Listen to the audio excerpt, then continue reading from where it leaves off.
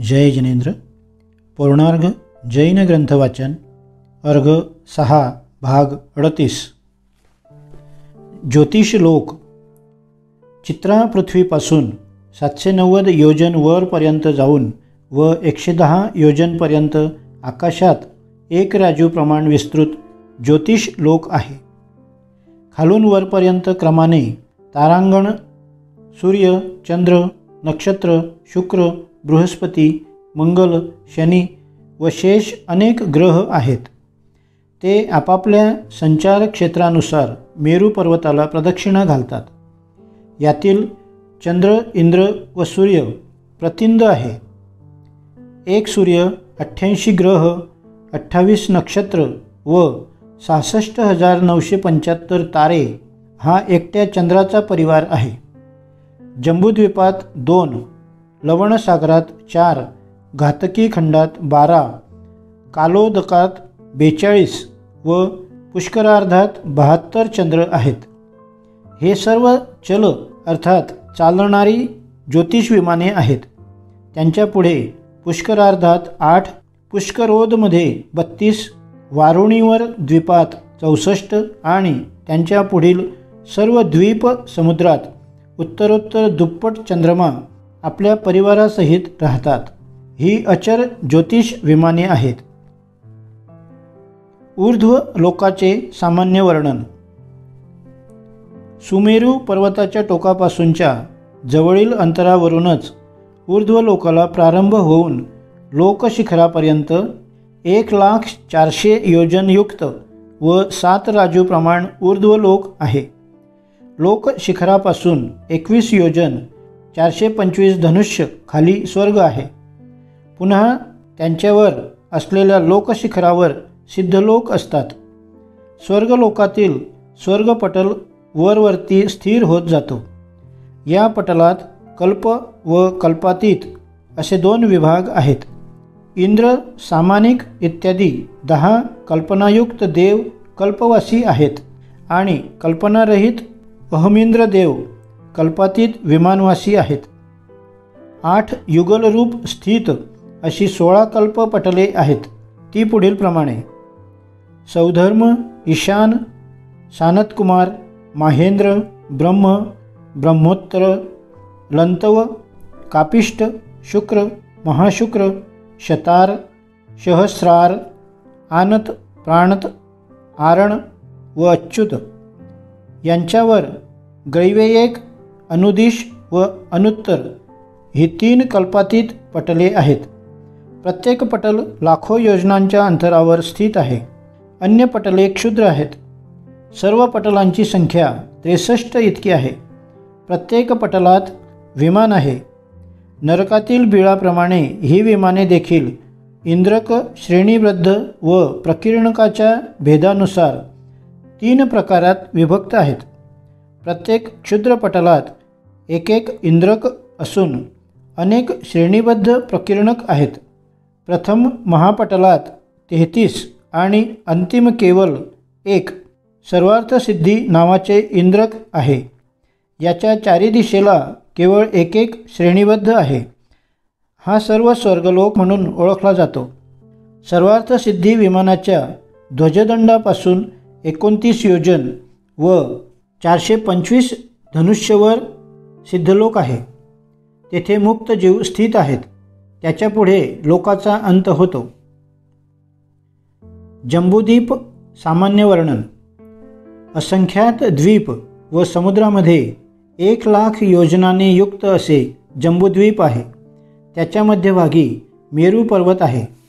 त्यास भारतवर्ष, हेमवत वर्ष, हरिवर्ष, विदेह वर्ष, रम्यक वर्ष, हैरण्यत वर्ष आणि ऐरावत वर्ष ही 7 वर्षे अर्थात क्षेत्रे आहेत।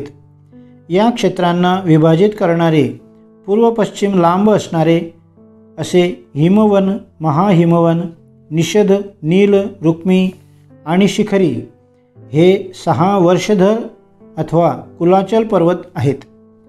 हे 6 पर्वत क्रमाने सोने, चांदी, तप्त सुवर्ण, वैडूर्यमणी, चांदी आणि सोने यांच्या समान वर्णाचे आहेत। त्यांचे पार्श्वभाग मण्यांच्या मुळे चित्रविचित्र असून मूल, मध्य व वरच्या भागात विस्ताराने सारखे आहेत. या कुलाचल पर्वताच्या व क्रमाने पद्म, महापद्म, तिगिंछ, केसरी, महापुंडरीक आणि पुंडरीक ही तळी आहेत. या तलावात विविध प्रकारची कमळे असून त्या कमलावर अनुक्रमे श्री, ह्री, धृती, कीर्ती, बुद्धी आणि लक्ष्मी या देवता राहतात. या देवता आपल्या देवादी परिवारासह राहतात. भरतादी क्षेत्रात क्रमाने गंगा, सिंधू, रोहित, रोहितास्या, हरित, हरिकांता, सुवर्णकुला, रुप्यकुला, रक्ता, रक्तोदा नद्या वाहतात. यातील पहिल्या काही नद्या पूर्व समुद्रात तर इतर नद्या पश्चिम समुद्राला मिळतात. याशिवाय या द्वीपाच्या चारी बाजूला विजय, वैजयंत, जयंत व अपराजित नावाची 4 द्वारे आहेत. हे जंबूद्वीप अनेक वन, उपवन, कुंड, गोपूर, द्वार, देव, नगरी, पर्वत, नद्या, सरोवर, कुंड यांनी सुशोभित झालेले आहेत. तेथील प्रत्येक पर्वत, कुंड यावर भवनवासी व व्यंतरदेवांची भवने आहेत. या प्रत्येक पर्वतावर व देवांच्या भवनात जिनचैत्यालय असते. क्षेत्र उल्लेख. जंबूद्वीपाच्या दक्षिणेकडे प्रथम भरतक्षेत्र असून त्याच्या उत्तरेला हिमवान पर्वत व तिन्ही दिशेला लवणसागर आहे. याच्यामध्ये लांबच लांब विजयार्थ पर्वत आहे. त्याच्या पूर्व बाजूला गंगा व सिंधू या नद्या वाहतात. विविध नद्यांच्या वाहण्यामुळे पुढे विजयार्धापासून विभक्त अशा 6 खंडांची उत्पत्ती होते. विजयार्धाच्या दक्षिणेकडील 3 खंडातील मध्यखंड आर्यखंड असून बाकीचे 5 खंड म्लेच्छ खंड आहेत. आर्यखंडाच्या मध्यभागी अयोध्या नावाची नगरी असून तेथील राजा चक्रवर्ती असतो. त्यानंतर हिमवान पर्वताच्या उत्तरेला हैमवत क्षेत्र आहे. याच्या मध्यभागी गोल असा नाभिगिरी पर्वत आहे. या क्षेत्राच्या पूर्वेला रोहित व पश्चिमेला रोहितास्या नद्या उगम पावतात. त्यानंतर महाहिमवान पर्वताच्या उत्तरेला व निषद पर्वताच्या दक्षिणेला हरिक्षेत्र आहे. रुक्मी पर्वताच्या दक्षिणेला रम्यक क्षेत्र आहे. रुक्मीच्या उत्तरेला व शिखरी पर्वताच्या दक्षिणेला हैरण्यवत क्षेत्र आहे. निषद पर्वताच्या उत्तरेला तथा नील पर्वताच्या दक्षिणेला विदेह क्षेत्र आहे. सर्वात शेवटी शिखरी पर्वताच्या उत्तरेला लवणसागराला लागून 7वे ऐरावत क्षेत्र आहे. हे संपूर्ण भरतक्षेत्रवत आहे. पर्वत उल्लेख. भरत व हैमवत या दोन्ही क्षेत्रांच्या सीमापार पूर्व पश्चिम लांब असलेला प्रथम हिमवान पर्वत आहे. यावर 11 कूट आहेत. जिनायतन आणि इतर कूटावर योग्य नामधारी व्यंतरदेव देवतांची भवने आहेत.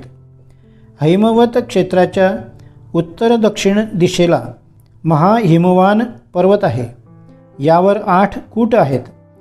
तदनंतरचा 3रा निषद पर्वत असून त्यावर 9 कूट आहेत. त्यानंतर विदेह आणि रम्यक क्षेत्रांना विभक्त करणारा 4था नील पर्वत आहे. भरत क्षेत्राच्या मध्यभागी पूर्व पश्चिम लंबायमान विजयार्ध पर्वत आहे. भूमितलापासून वर 10 योजन अंतरावर उत्तर दक्षिण दिशेला विद्याधर नगरांच्या 2 श्रेणी आहेत. यातील दक्षिण श्रेणीत 55 व उत्तर श्रेणीत 60 नगरे आहेत. विदेह क्षेत्राच्या मध्यभागी सुमेरू पर्वत आहे. हा पर्वत तीर्थंकरांच्या जन्माभिषेकाचा आसनरूप मानला जातो, कारण तेथील सर्व तीर्थंकरांचा जन्माभिषेक देवांच्याकडून केला जातो. सुमेरू पर्वत तिन्ही लोकांचा मानदंड आहे. तसेच याची मेरू, सुदर्शन, मंदर इत्यादी विविध नावे आहेत.